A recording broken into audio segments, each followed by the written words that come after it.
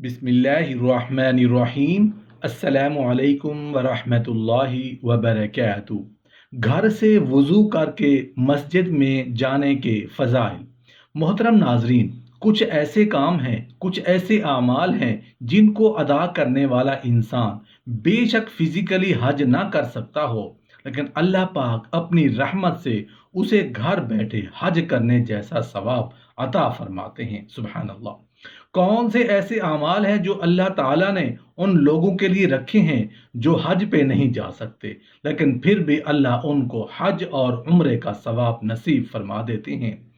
ثواب ہی لینا مقصود ہے، اللہ کو راضی کرنا مقصود ہے۔ محترم ناظرین، میں آپ سے ریئر کیسز میں کہتا ہوں کہ میری ویڈیو مکمل دیکھا کریں۔ آج کی یہ ویڈیو بھی مکمل دیکھیے گا، کیونکہ اس کے ہر فقرے میں، ہر جملے میں، ہر لائن میں قیمتی موتیں چھپے ہیں، قیمتی ثواب، بہت بڑا اجر ہے۔ کس بات کا اجر ہے؟ صرف ایک کام کا۔ کام کیا ہے؟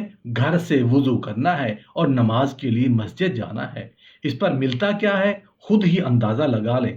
محترم ناظرین، نماز اللہ کو اتنی پسند ہے کہ اس کے ہر عمل کے ساتھ اللہ رب العزت گناہوں کو دھوتے چلے جاتے ہیں، حتیٰ کہ نماز کے لیے اٹھنے والے قدم بھی گناہوں کو جھاڑ کے رکھ دیتے ہیں۔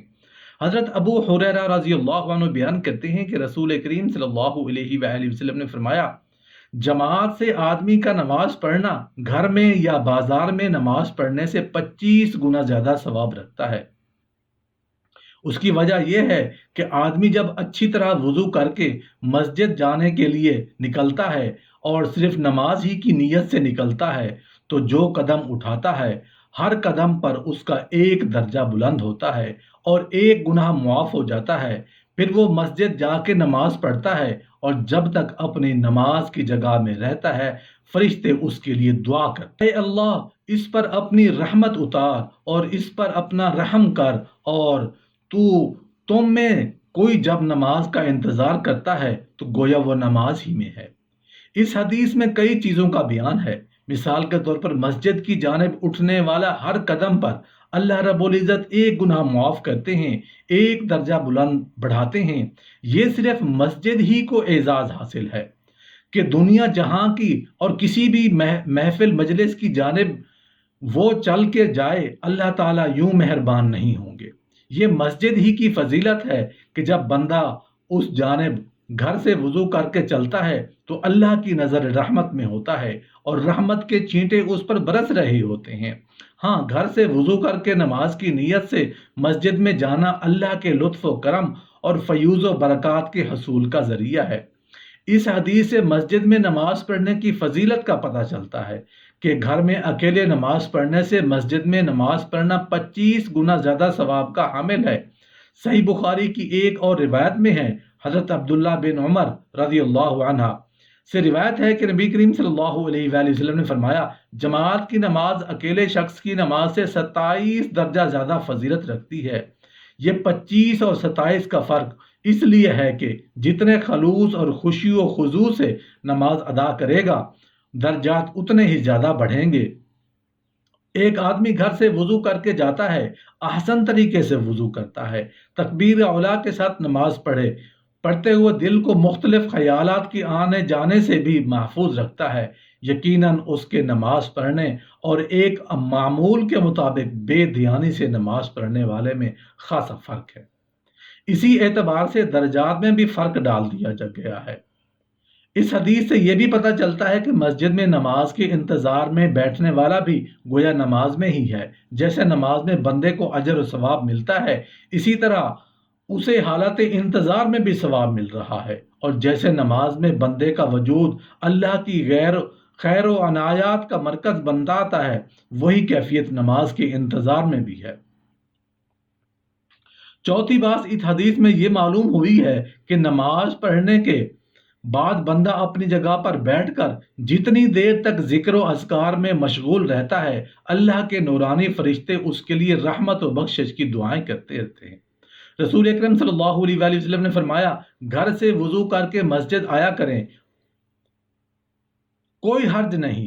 مسجد سے بھی وضو کیا جا سکتا ہے، لیکن آپ کا طریقہ مبارک کیا تھا؟ آپ نے حکم بھی دیا، کر کے بھی دکھایا کہ جو بندہ گھر سے وضو کر کے مسجد کی طرف آتا ہے، صحیح مسلم کی روایت ہے، تو اللہ ذوالجلال اس کو انعام کیا دیتے ہیں؟ ایک قدم اٹھاتا ہے نیکی، ایک رکھتا ہے نیکی۔ دوسری روایت کے الفاظ ہیں، صحیح الترغیب کی روایت ہے کہ ایک قدم اٹھاتا ہے 10 نیکیاں، دوسرا اٹھاتا ہے 10 نیکیاں، تیسرا انعام وہ مسجد میں آ کے نماز پڑھتا ہے، یعنی نماز با جماعت سے، لیکن اللہ اس کو اجر صرف جماعت کا 27 نمازوں کا دیتے ہیں۔ مسجد میں جتنے لوگ نماز پڑھ رہے ہیں سب کو ان کی نماز کا اجر، یہ وضو کر کے آیا، ان سب کے برابر اس اکیلے کو اجر ملتا ہے۔ چوتھا انعام، یہ اللہ ذوالجلال کا مہمان ہے، اللہ نے حق رکھا ہے جو میرا مہمان بنے گا اس کے مہمان نوازی پھر میں کروں گا۔ پانچواں انعام، کسی کا بھائی، کسی کا بیٹا، اللہ سب کی حفاظت فرمائے، گم ہو جائے تو ملے تو کتنی خوشی ہوتی ہے۔ اتنی خوشی انسانوں کو نہیں ہوتی جتنی اس بندے کے وضو کر کے مسجد پہ آنے پہ میرے رب کو خوشی ہوتی ہے۔ چھٹا انعام، رسول اللہ صلی اللہ علیہ وآلہ وسلم نے فرمایا، وہ نماز میں کھڑا ہوتا ہے، نماز پڑھ کے فارغ ہوتا ہے، اس کا گناہ کوئی بچتا ہی نہیں، اللہ سارے گناہ معاف کر دیتا ہے۔ مسجد میں نماز پڑھی، اجر اس کے نامہ اعمال میں وہ لکھا جائے گا کہ احرام باندھ کے یہ حج کرنے گیا اور حج کر کے واپس آ گیا۔ آپ یہ عمل کر لیں، حج کا ثواب تو یہاں بھی آپ کو مل سکتا ہے۔ صبح فجر کی نماز با جماعت پڑھ کے ذکر کریں، 2 رکعت اشراق پڑھ لیں، حج اور عمرے کا ثواب تو پھر بھی مل جائے گا۔ نماز پڑھنے کے بعد 33 مرتبہ سبحان اللہ، 33 مرتبہ الحمدللہ اور 34 مرتبہ اللہ اکبر کہہ لیں، حج اور عمرے، جہاد اور صدقے کا اجر تو پھر بھی مل جائے گا۔ اس سنت کو زندہ کیجئے، گھر سے وضو کر کے مسجد میں آیا کریں۔ محترم ناظرین، کچھ ایسے کام ہیں، کچھ ایسے اعمال ہیں جن کو ادا کرنے والا انسان بے شک فزیکلی حج نہ کر سکتا ہو، لیکن اللہ پاک اپنی رحمت سے اسے گھر بیٹھے حج کرنے جیسا ثواب عطا کرتے ہیں۔ سبحان اللہ۔